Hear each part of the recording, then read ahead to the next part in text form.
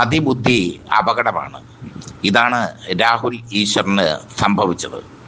രാഹുൽ ഈശ്വർ ഇപ്പോൾ റിമാൻഡിലാണ്. 14 ദിവസത്തേക്കാണ് കോടതി റിമാൻഡ് ചെയ്തേക്കുന്നത് എന്നാണ് അറിവ്. എന്തായാലും രാഹുൽ ഈശ്വർ റിമാൻഡിലായി കഴിഞ്ഞു.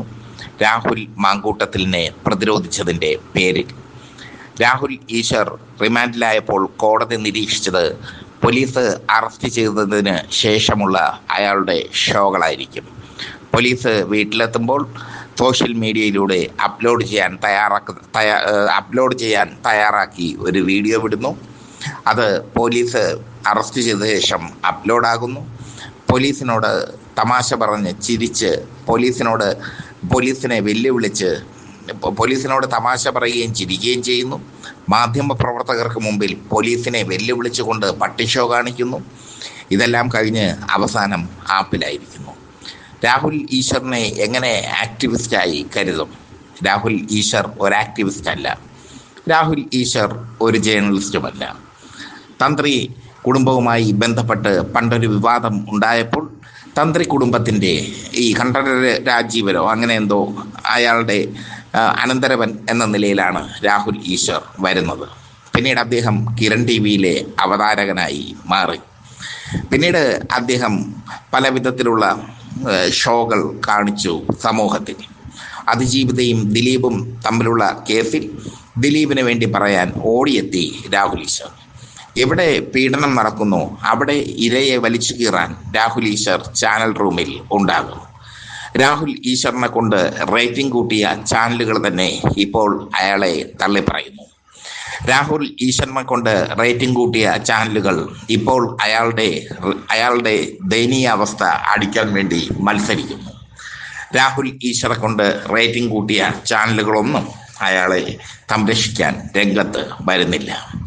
ഒരുപക്ഷെ ഒരു മനുഷ്യൻ്റെ വല്ലാത്തൊരു ഗതികേടാണത്. രാഹുൽ ഈശ്വറിന് വല്ലാത്തൊരു ആത്മവിശ്വാസം ഉണ്ടായിരുന്നു. തന്നെ അറസ്റ്റ് ചെയ്ത് റിമാൻഡിലാക്കുമെന്ന് ഒരിക്കലും അദ്ദേഹം കരുതി കാണില്ല.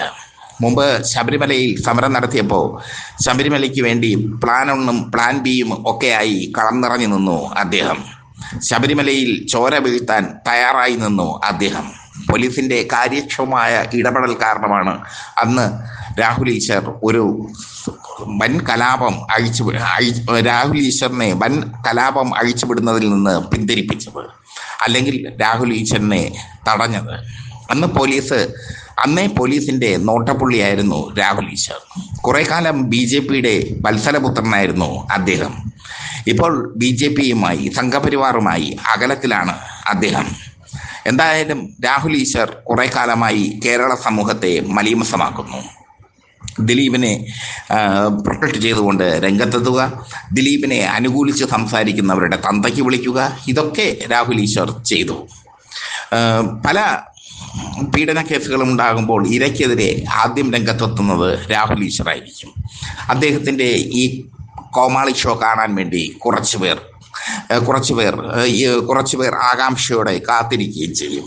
ഇപ്പോൾ എല്ലാം കൂടി അവതാളത്തിലായി മാറിയിരിക്കുന്നു. പല തരത്തിലുള്ള ഷോ കാണിച്ച രാഹുൽ ഈശ്വർ പോലീസ് അറസ്റ്റ് ചെയ്തത് മുതൽ കാണിച്ചത് വെറും പട്ടി ഷോ എന്ന് മാത്രമേ പൊളിറ്റിക്സ് കേരളയ്ക്ക് പറയാൻ കഴിയൂ. പോലീസുകാരെ മുഴുവൻ ആക്ഷേപിക്കുന്ന രീതിയിലുള്ള ആംഗ്യങ്ങൾ കാണിക്കുക, മാധ്യമപ്രവർത്തകർ എത്തുമ്പോൾ മാധ്യമപ്രവർത്തകരോട് ഇതൊരു കള്ളക്കേസാണെന്ന് പറയുക. ഇതൊരു കള്ളക്കേസല്ലല്ലോ. രാഹുൽ ഈശ്വർ കുറേ ദിവസങ്ങളായി രാഹുൽ മാങ്കൂട്ടത്തിൽ വിഷയത്തിൽ ചാനലിൽ വന്നിരുന്ന് രാഹുൽ മാങ്കൂട്ടത്തിലിനെ പ്രൊട്ടക്ട്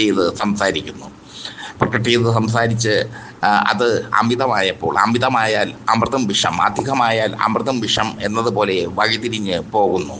തൻ്റെ സ്വന്തം യൂട്യൂബ് ചാനലിലൂടെ അതിജീവിതയെ അധിക്ഷേപിച്ചു എന്നാണ് ഇപ്പോൾ രാഹുൽ ഈശ്വറിനെതിരെ ചുമത്തിയിരിക്കുന്ന പ്രധാന കുറ്റം. പോലീസ് അറസ്റ്റിലാകുമ്പോൾ